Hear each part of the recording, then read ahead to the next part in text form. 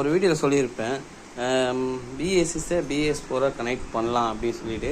நான் முதல் பண்ண ஒரு வண்டி ஏன் எனக்கு அந்த பயம் அந்த தடுக்கும் அப்படின்னு பார்த்தீங்கன்னா, அதுக்கப்புறம் ஒரு கட்டத்துக்கு மேலே எனக்கு தோணுச்சு, எவ்வளோ விஷயத்த பார்த்தாச்சு, இந்த 15 வருஷத்தில் கடை வச்சு எவ்வளோ பார்த்தாச்சு, இதெல்லாம் நம்மளுக்கு ஒரு சவாலாடா அப்படின்னு சொல்லும்போது, இந்த வண்டி நான் கிட்டத்தட்ட ஒரு 9 மாதத்துக்கு மேலே ஆகிடுச்சு. இன்றைக்கி பார்த்தீங்கன்னா சர்வீஸ் ஒரு கோசம் இருந்துச்சு. ஆனால் இந்த வண்டியில் BS6 ஒயர் கிட்ட அப்படியே தான் இருக்குது.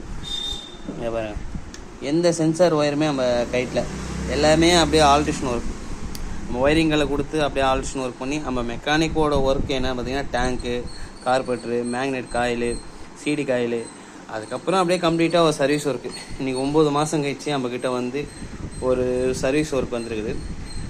இந்த வண்டியை நான் BS6 இருக்கும்போது கனெக்ட் BS6 இருக்கும்போது மைலேஜ் செக் பண்ணும்போது பார்த்தீங்கன்னா சைல்டாக ஒரு 35-30 வந்தது. அதுவே நான் BS6 BS4 கனெக்ட் பண்ணும் போது எப்படி சொல்கிறதுனா, ஒரு BS6 BS4 நம்ம கனெக்ட் பண்ணும்போது இப்போ இந்த வண்டியோட மைலேஜ் என்னன்னு பார்த்தீங்கன்னா, சைல்டாகவே பார்த்தீங்கன்னா 50-55 வருது. நான் நம்பலை. அதுக்கப்புறம் கஸ்டமர்கிட்டேருந்து சொல்லி நான் வண்டி வாங்கி இன்றைக்கி சர்வீஸ் ஒர்க் வந்ததுனால டெஸ்டிங் ஹேண்ட் போட்டு செக் பண்ணும்போது சேலரியாக 50-55 வருது. வண்டியும் வந்து எனக்கு ரொம்ப பிடிச்சிருந்தது. ஒரு மெக்கானிக்காக இருக்கும்போது இந்த வார்த்தை சொல்லக்கூடாது பிடிச்சிருக்குதுன்ட்டு.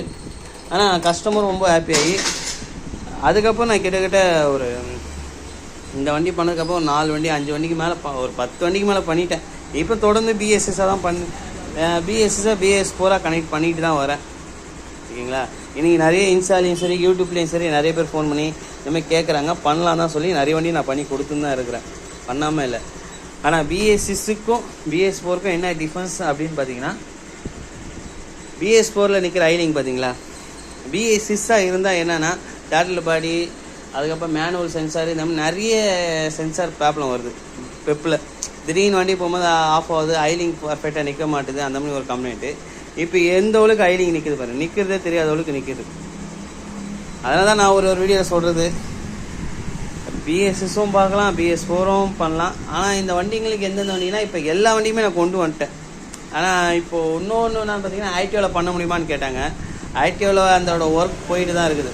ITOவில் பண்ணுறதுக்கான ஒர்க்கு போயிட்டு இருக்குது. அதுவும் சீக்கிரமாக சக்ஸஸ் கொடுத்துருவோன்னு நினைக்கிறேன். அது ஒரு நம்பிக்கை இருக்குது. நீங்கள் என்ன சொல்ல வரீங்கன்னு சொல்லி மறக்காமல் நம்ம யூடியூப் சேனலை ஃபாலோ பண்ணி பாருங்கள். உங்களுக்கோசம் தான் ஒரு வீடியோஸும் கஷ்டப்பட்டு பேக்ரவுண்ட்லேருந்து நம்ம வாய்ஸ் கொடுத்து போடுறோம். நீங்கள் ஒரு சப்போர்ட் பண்ணுவீங்கன்ற ஒரு நம்பிக்கையில். ஓகே, நெக்ஸ்ட் வீடியோ போவோம். எல்லாருக்கும் பாய்.